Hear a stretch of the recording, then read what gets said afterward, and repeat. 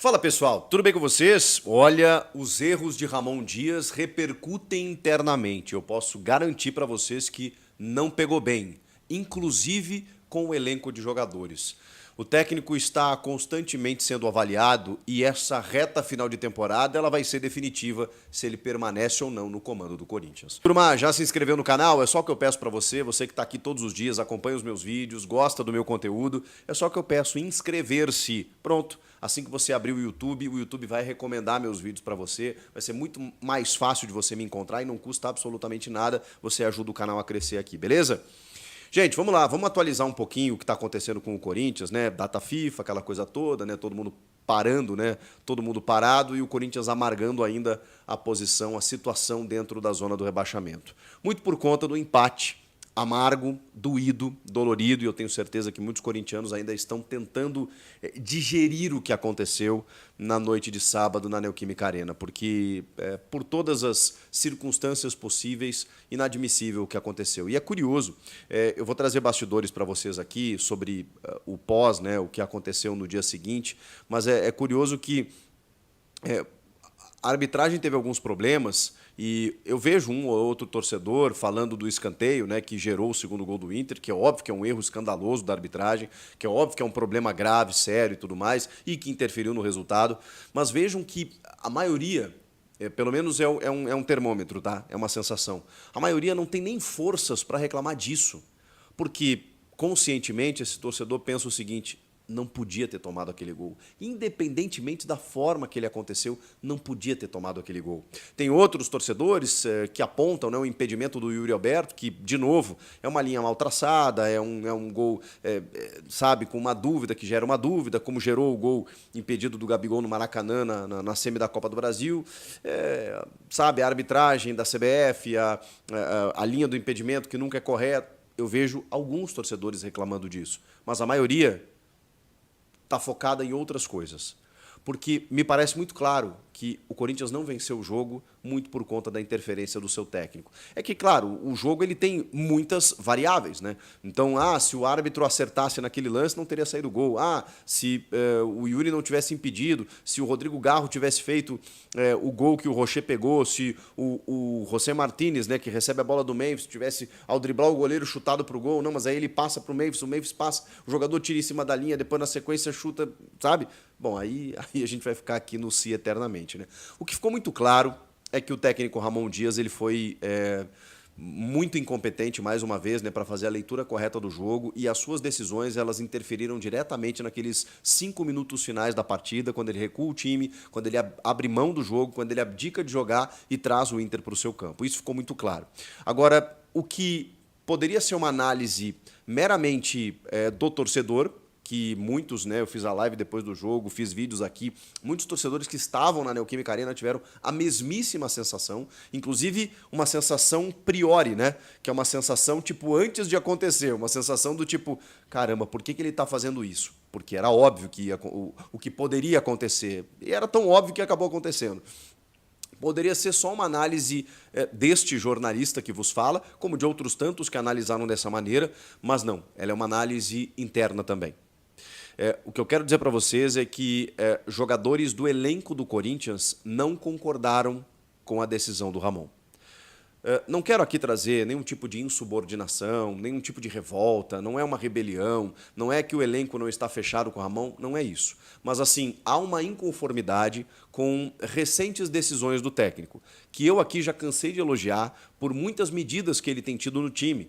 Não é fácil você receber reforços, grandes reforços, muitos jogadores para a mesma posição e você variar o elenco, você recuperar jogadores. Ele está resgatando, de certa forma, o Yuri Alberto, ou o Yuri por suas próprias pernas, né? Mas acho que até a mudança tática, né? O Yuri tem sido um cara que, pela dedicação dele, mas jogado um pouco mais de beirada, às vezes segundo atacante, atacando o espaço, o jogo do Yuri favoreceu e isso é mérito dessa comissão técnica. Com o Mano ele não conseguia jogar, o Antônio ele resgata um pouquinho, depois ele cai de novo.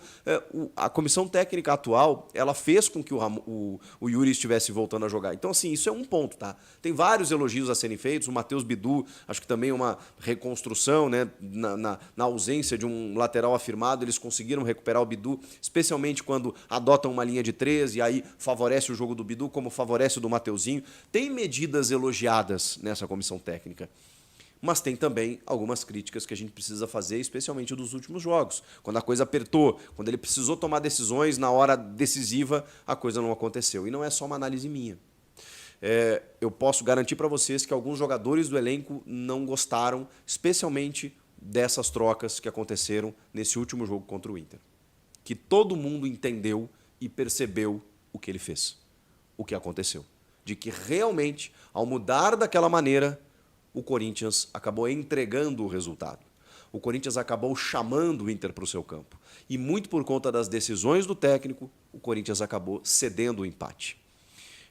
Eu ouvi de pessoas de dentro do elenco o seguinte: quando ele chegou, era só elogios. Os jogadores eles sentiram uma diferença muito grande, muito clara, quando o Ramon Dias e o Emiliano eles sucedem à comissão técnica do Antônio Oliveira.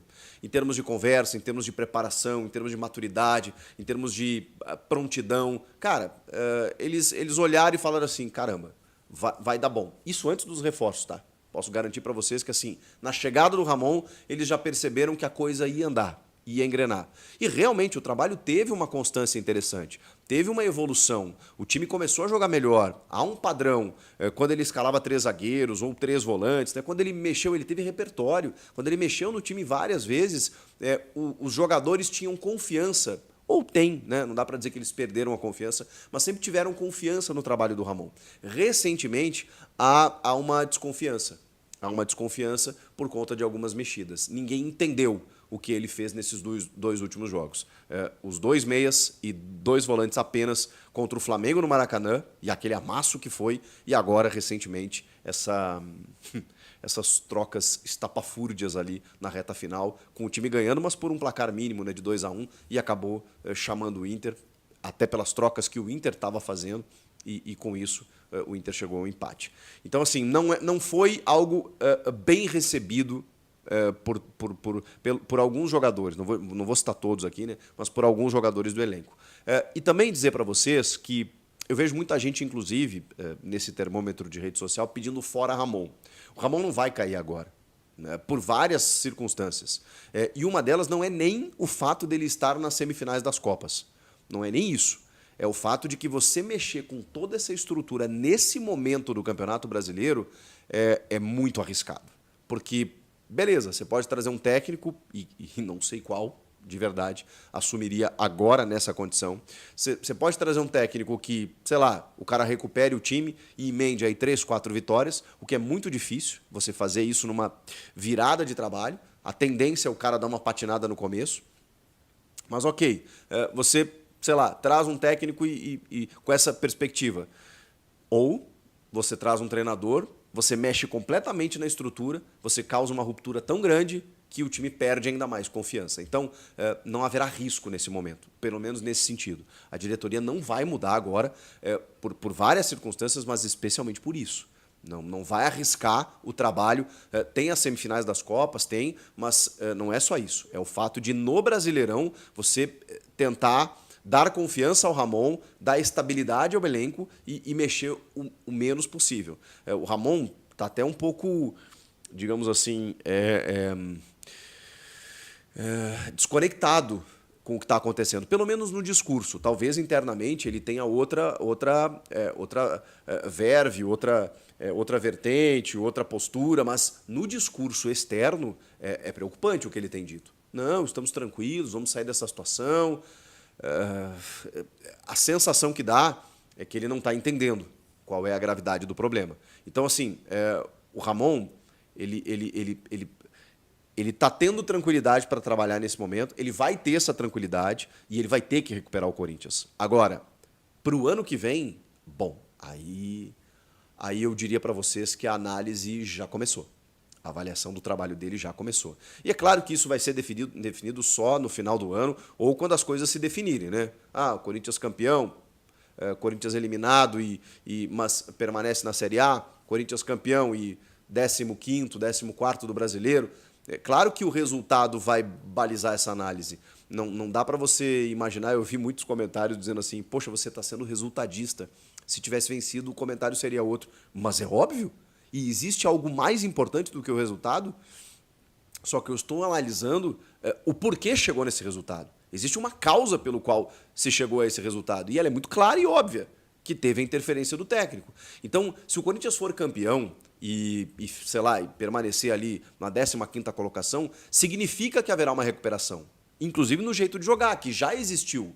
Só que essa recuperação no jeito de jogar, no desempenho, que é enaltecido pelo Ramon, não pode parar por aí. Tem que vir o resultado também. Porque o resultado é o que mais importa, é o soberano. Não adianta a gente chegar ao final do ano e falar assim, mas o Corinthians evoluiu, né? Não, mas hoje tem um padrão e vai disputar a Série B no ano que vem. Não adianta.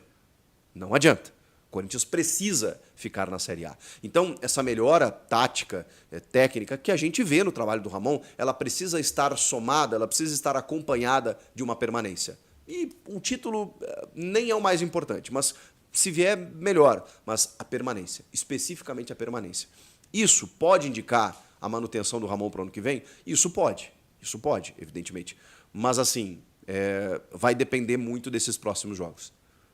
Porque se ele escapar, assim, sei lá, na Bacia das Almas, sabe, aos 48 do segundo, no último jogo lá, com um gol de um resultado paralelo, sei lá, e não conquistar nenhum título nas Copas e permanecer dessa maneira, é muito difícil que ele permaneça.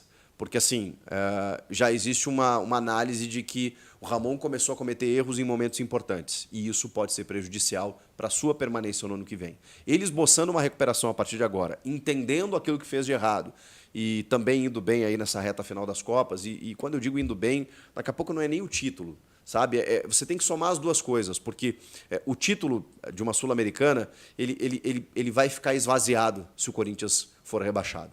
Então, assim, precisa existir uma prioridade aqui, e aqui será um bônus. Se ele vier, melhor. Se não vier, tudo bem. Pelo menos eu estou analisando dessa maneira. Mas desde que permaneça na Série A. Vai ser o grande título do Corinthians na temporada, a permanência na Série A.